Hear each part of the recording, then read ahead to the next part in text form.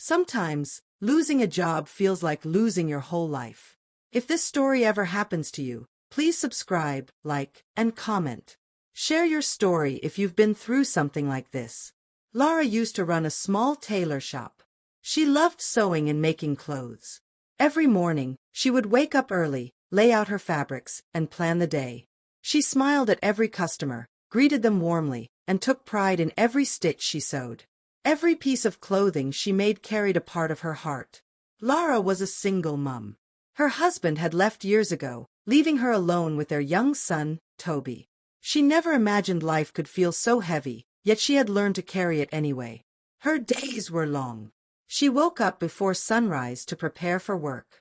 After making breakfast for Toby, she would run to the shop, often carrying scraps of fabric in one hand and her sewing tools in the other. She would greet customers with a smile even when her body was tired. She thought that if she worked hard enough, everything would be fine. But one day, the rent for her shop increased suddenly. Many of her loyal customers had also stopped coming. Slowly, the money that once covered bills and food began to dwindle. And one morning, she found the shop closed, locked, empty, and quiet. Her heart sank. It felt as if the life she had built with her own hands had been taken away overnight. Back home, the bills kept coming. Electricity bills, water bills, rent for the small apartment, they all piled up on the table. Toby, now a little older, began to notice. His small hands tried to help, but he could not. One evening, he ran to her, tears streaming down his cheeks. "Mom, what's happening? Why can't we pay the bills?" His voice shook, and his eyes were wide with fear.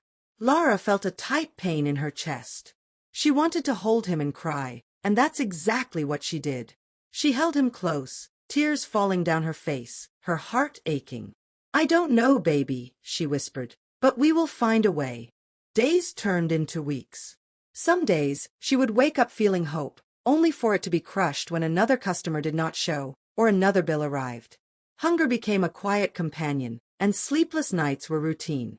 She would sit at her small table at night, staring at bills and receipts, wondering how she could survive. She thought of the husband who left, of the family she had built alone, and of the son who depended on her. Every tear, every ache, every moment of despair tested her, but she refused to give up.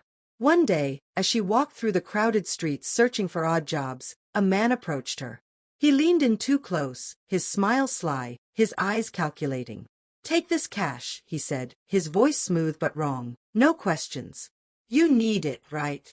Something about him made her skin crawl.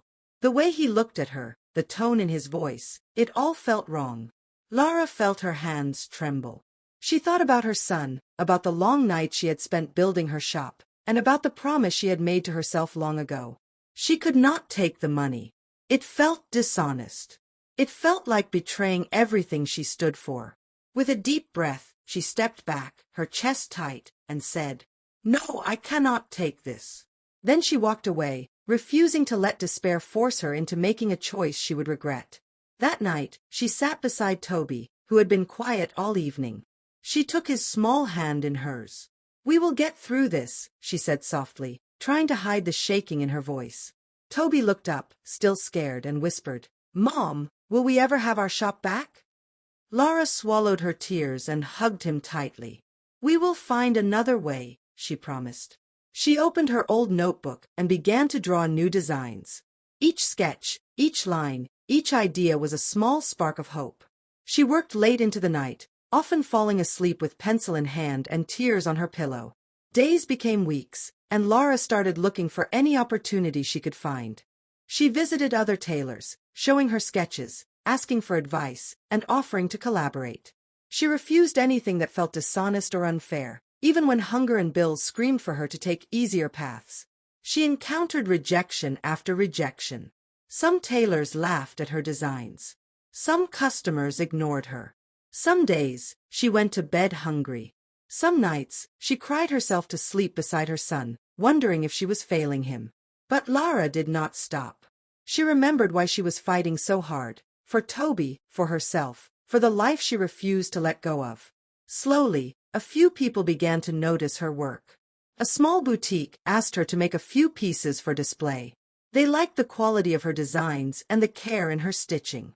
Lara stayed up late nights, making perfect samples, feeling hope bloom cautiously in her chest. One by one, orders came. People saw her designs online, shared them with friends, and slowly, her name began to spread. Even then, it was not easy. Each order came with its own pressure. Some payments were late. Some customers complained. Lara learned to be patient, to manage her time, and to stay organized. She spent mornings with Toby, helping him with homework, then afternoons sewing, then evenings responding to messages and planning new designs. Every day was exhausting, but she kept going. Months later, a representative from a national directory of artisans contacted her. They wanted to list her work so that people all over the country could see it. Lara remembered the night she had cried alone, the cold, the hunger, the fear, and she smiled through her tears. Her work, her effort, and her courage had finally been recognized. She was no longer invisible. Toby ran to her that evening, hugging her tightly. "Mom, they listed you. People will see your clothes." Lara hugged him back, her heart full. She whispered, "Yes, baby, we did it." For the first time in a long time, she felt a real sense of relief and pride. Hard times don't last forever.